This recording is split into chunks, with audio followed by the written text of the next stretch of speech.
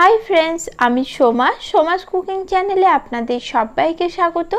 पटल आलू पोस्त सकलेर बाड़ीतेई रान्ना हय और ये पटल आलू पोस्त आरो किभाबे टेस्टी और लोभनीय भावे बानानो जाय तारই रेसिपि आज आमी आपनादेर संगे शेयर करब।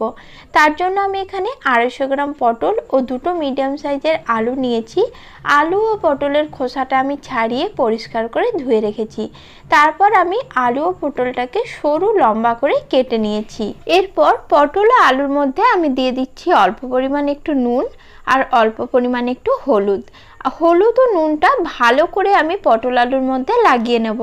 तारपर ये पटल आलूटाके आमी 10 मिनिटेर जोन्नो रेस्टे रेखे देब। एते पटल और आलुर मध्य नुनटा भालोभाबे ढुके जाबे।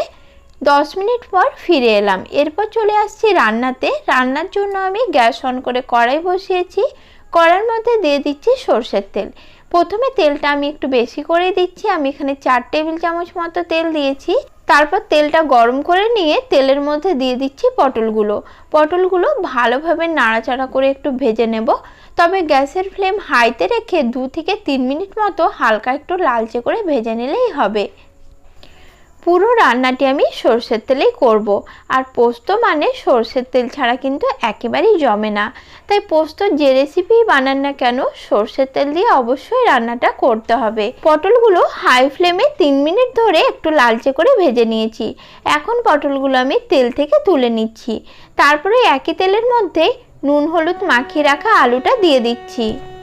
এখন আলুটাও একই রকম ভাবে হাই ফ্লেমে 2 মিনিটের জন্য লালচে করে ভেজে নেব। 2 মিনিট ধরে আলুটা আমি লালচে করে ভেজে নিয়েছি। এখন আলুটাও আমি তেল থেকে তুলে নিচ্ছি। তারপর যে তেলটা রয়েছে তার মধ্যে ফড়ঙে দিলাম একটা গোটা শুকনো লঙ্কা ও হাফ চামচ কালো জিরে।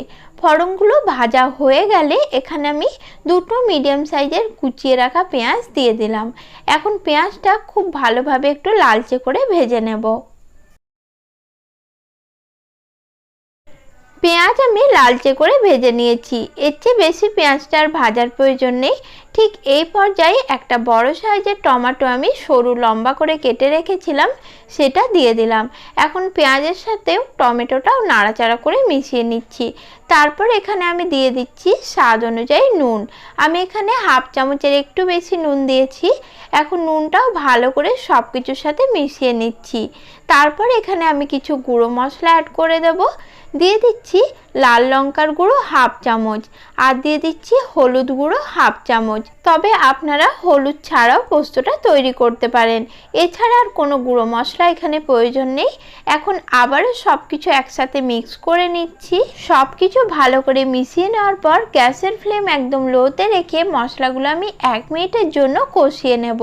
মশলাটা কন্টিনিউ নাড়াচাড়া করতে থাকতে হবে যাতে মশলাটা পুড়ে না যায়।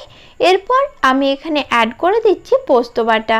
3 চামচ পোস্ত আগের থেকে আমি বেটে রেখেছিলাম সেটা এখানে দিয়ে দিলাম আর অল্প একটু জলও দিয়ে দিলাম। এরপর সব কিছু খুব ভালো করে কষিয়ে নেব। মশলা কষানোর ক্ষেত্রে গ্যাসের ফ্লেম প্রথম থেকে লোতে থাকবে আর এইভাবেই 3 মিনিটের জন্য মশলাটা আমি কষিয়ে নিচ্ছি। এই মশলা কষানোর জন্য ঢাকনা দেওয়ার প্রয়োজন নেই। 3 মিনিট ধরে মশলাটি আমি ভালো করে কষিয়ে নিয়েছি। মশলার থেকে তেলও ছেড়ে দিয়েছে। এই পর্যায়ে ভেজে রাখা আলু ও পটলটা আমি এখানে অ্যাড করে দিচ্ছি। মশলার সঙ্গে আলু ও পটলটা ভালো করে মিশিয়ে নেব। তারপর 2 মিনিটের জন্য পটল আলুটা মশলার সাথে একটু কষিয়ে নেব। তার জন্য ঢেকে দিলাম। 2 মিনিট পর ঢাকনাটা খুলে নিচ্ছি। পটল আলুটা আমার ভালো করে কষানো হয়ে গেছে।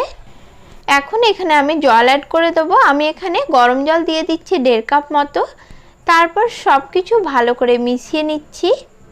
মেশানো হয়ে গেলে দিয়ে দিচ্ছি 4টে কাঁচা লঙ্কা আর ঢাকনা দিয়ে ঢেকে রান্নাটা হতে দেব আমি 7 থেকে 8 মিনিটের জন্য। মাঝে একবার ঢাকনা খুলে পোস্তটা আমি নাড়াচাড়া করে নিচ্ছি। আর এইভাবে একবার হলেও আপনারা পটল পোস্ত বানিয়ে খেতে পারেন। খেতে খুবই সুস্বাদু হয়। আবারও ঢাকনা দিয়ে ঢেকে টোটাল 8 মিনিটের জন্য আমি রান্না করে নিয়েছি। 8 মিনিট পর ঢাকনাটা খুলে নিলাম। এখন পোস্তটা আমার তৈরি হয়ে গেছে। এই পর্যায়ে গ্যাসটি আমি অফ করে দিচ্ছি। তারপর একটা প্লেটের মধ্যে পটল পোস্ত আমি সার্ভ করে নিচ্ছি। আমার এই রেসিপি আপনাদের কেমন লাগলো কমেন্টে অবশ্যই জানাবেন। নমস্কার বন্ধুরা, সকলেই ভালো থাকবেন।